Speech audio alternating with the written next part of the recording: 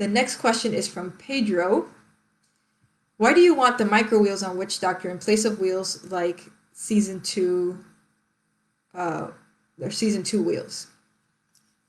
So, hi Pedro, I saw your video that you made saying how you're going to cheer for our team and support us, and thank you so much for that. I showed it to the team and they really, really enjoyed watching it, so we all loved it. So your question about the wheels, yes, in season 1 and 2 we had really big, they're called carefree tires, so they're basically like hand truck tires. So they're foam filled, they're not air filled, because that's, you know, a lot more durable on BattleBots. But we did decide, you know, this toy that I hear is the season 3 design, and you can see both the front and the back wheels are the same size. For season 4 and 5 we have smaller front wheels. And we actually changed our wedge to wrap around the sides a little bit more and protect them. So basically the reason that our front wheels are smaller is to be able to protect the front, because our, you know, Witch Doctor always attacks from the front. We don't try to get cute and try to get around and avoid weapons. I think people know us pretty well for fighting Tombstone and just going weapon to weapon.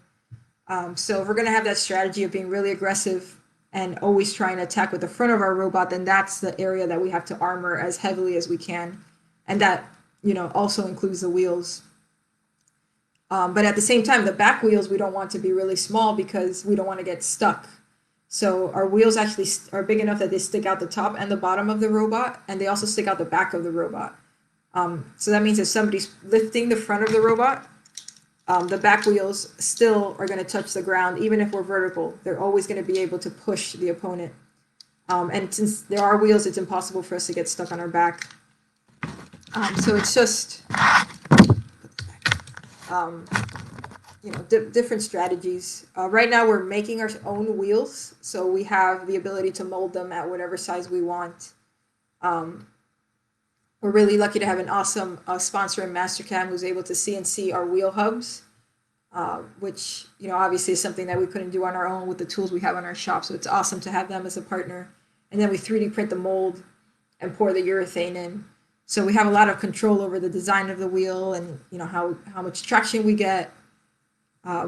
So they've worked really well.